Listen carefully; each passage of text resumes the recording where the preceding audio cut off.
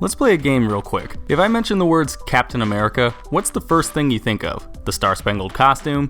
His never quit, can-do attitude? His penchant for leaving bad guys with horrible disabilities or just straight up murdering dudes in the name of peace? If you answered any of these things, then you're either forgetting one of the biggest and most iconic aspects of the character, or you're possibly a psycho. Seriously though, when it comes to Marvel's resident super soldier, who doesn't immediately think about Cap's trusty shield? I mean, this giant death frisbee is easily one of the most iconic superhero weapons of all time, and we've seen a variation of it make an appearance in just about every piece of media Captain America's ever appeared in, including video games, cartoons, and movies. Speaking of, isn't it crazy that we've already seen multiple copies of his shield pop up in a few different movies? Seriously, these things are everywhere, to the point where Cap even has extras on standby whenever he's ready to pick them up. Although I'm not sure why he'd need any more. I mean, he already has one that's supposed to be indestructible, right? I forgot about that one. But what exactly are each of these shields? Where'd they all come from? And what all do they do, if anything at all? Well, let's take a trip through the timeline of the Marvel Cinematic Universe and find out. So the first shield we ever got to see in the MCU, timeline-wise, is the classic heater-shaped shield, first and last, seen in 2011's Captain America: The First Avenger. Originally provided as part of his stage costume to help sell war bonds, Steve later used it in the field as an actual shield while infiltrating a Hydra base and during his first battle against Johann Schmidt, the Red Skull. While it didn't really do much more than act like a shield, Steve was still able to use it as a weapon and knock several people out, and if he had more time to mess around with it, I bet he probably could have learned to whack people with it from across the room, like he wound up doing later with his other shield. But after Red Skull put a sizable dent in it with a single punch, this first shield was discarded during a meeting with Howard Stark in favor of the more traditional circular shield soon afterwards. Now, even though it seems like a reasonable starter shield, honestly, I'm just surprised it lasted as long as it did. Or at least I would be had Steve actually been given a prop instead of a literal chunk of steel. The one in the comics was made out of steel, so I assumed the live action version was the same. I mean, even for a universe full of purple aliens and flying god people, you'd still kind of figure whatever an actor was supposed to use on stage would just be a cheap prop, especially since, at the time, the US was trying to limit needless uses of metals like steel, so it could be used on more important items for the battlefield. But apparently in the MCU, people are just like, fuck it, let's just give the super strong guy a big hunk of steel and just hope he doesn't accidentally kill somebody with it. Works for us, back to boiling my food. Food's a lot better. We used to boil everything. Anyways, moving on to the more traditional shield. This is the one on the list that technically made a cameo in an earlier MCU movie. See, even though it was introduced to audiences at the beginning of the first Avenger, we technically got to see it a year earlier during a deleted scene from 2010's The Incredible Hulk. Remember that part in the Avengers when Banner was talking about trying to kill himself? I got low. I didn't see an end, so I put a bullet in my mouth and the other guy spit it out. Well, this was actually a reference to an alternate opening for the Hulk's first, and so far only, solo MCU outing, where we see Bruce Banner heading out to the Arctic and trying to put a bullet in his mouth, only for him to Hulk out immediately afterwards and start doing the one thing he does best. Smash. After Hulk smashes the ice, you can see the frozen forms of both Captain America and his trusty shield in the ice right there. But like I said, this wound up getting deleted, so instead of just lying around somewhere in the ice, it's actually found by S.H.I.E.L.D. in the remains of the Red Skull's old ship.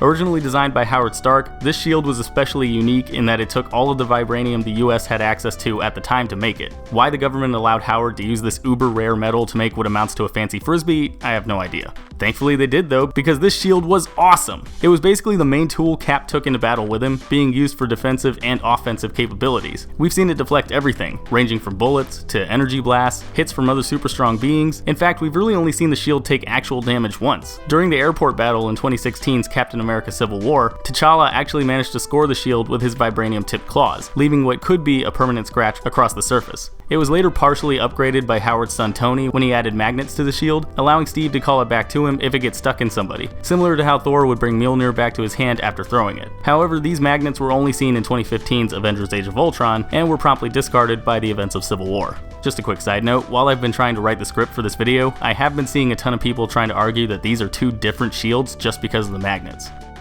Have you guys even watched any of these movies? It's already been acknowledged by Howard Stark that the only vibranium supply in the United States went into making that shield, and a quick conversation between Steve and Tony in Age of Ultron basically proves that the Avengers didn't exactly have access to more of it.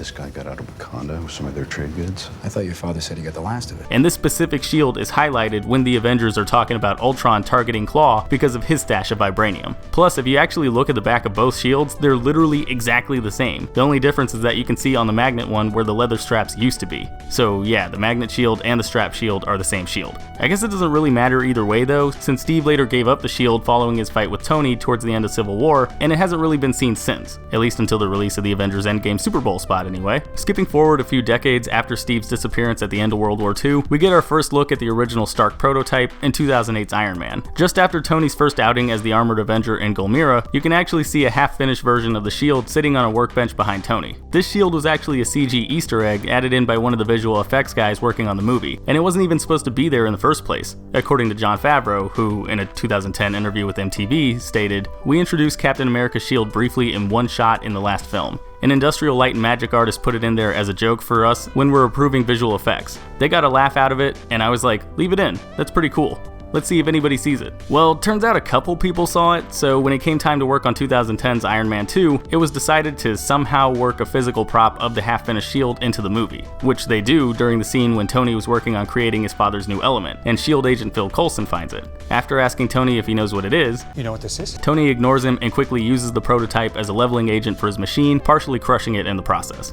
Way to respect history there, guy. Now, obviously being a half-finished copy of a decent shield, I highly doubt this version was capable of much of anything. Even the finished parts probably weren't that good at shielding anybody either, or at least on the level of the original, since you can see it kind of flatten out after Tony uses it to prop stuff up. As for why he even has it in the first place, well, it's never actually said in either Iron Man or Iron Man 2, but it is explained in the Walmart exclusive digital comic Iron Man Security Measures. According to Nick Fury, Howard Stark actually developed it during World War II, with Tony later copying the alloy this shield's made of to strengthen his Iron Man armor.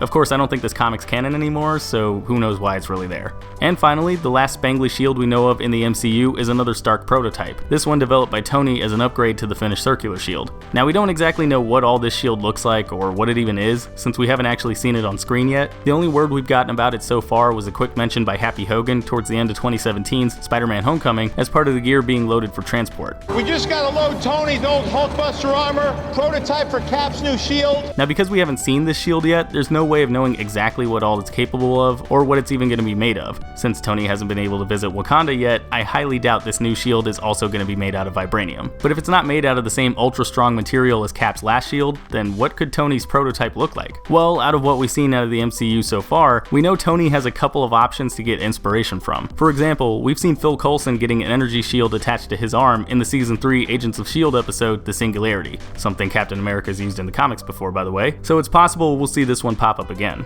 There's also the possibility that this new shield could have been one of Tony's original working ideas for his nanotech. Given how small and durable these things are, being able to withstand hits from the Black Order and the Power Stone, it makes sense that Tony might want to repurpose some of them into a special gauntlet or something, so Steve doesn't always have to carry around a big shield when he's in costume, especially during a stealth mission or something. You could always make an argument that we got a hint that this might be true during 2018's Avengers Infinity War, since during the fight with Ebony Maw and Cull Obsidian, the first shield we ever got to see Tony's suit form looked very similar to the traditional Captain America shield.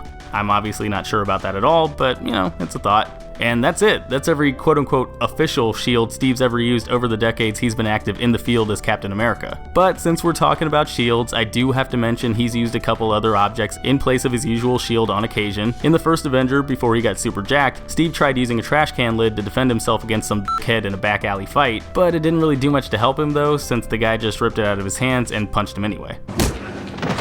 Later on though, during Infinity War, T'Challa gave Steve a couple collapsible Wakandan shields. They were pretty cool, with this little pointy bit at the end being used as an extra bit of damage whenever Cap hit an Outrider or Thanos with it. The downside though is that he couldn't exactly throw either of these shields. He had to get up close and personal while using them, which ended up not working out so well till Thor showed up. But hey, if the new Super Bowl spot is any indication, we're gonna see Steve pick up the classic shield again when the Avengers set out to stop Thanos once and for all. Let's just hope it doesn't turn out like Tony thought it would a few years ago. But anyways guys, that's my take on all of Captain America's shields in the Marvel Cinematic Universe. If you guys agreed with anything I said in this video, or if you have your own thoughts you want to throw out there, then go ahead and let me know in the comments down below. Otherwise, I will see you all next time. Hey, thanks for watching. If you like this video, then go ahead and click that like button, and if you're new, maybe consider clicking that subscribe button too. I've also got links to my Facebook, Twitter, Twitch, Instagram, and Patreon in the description. You should probably check those out too. And if you want to see more of my content, then you can click the link to my last video. It's right there in the middle of your screen. Alright, and I will see you all next time.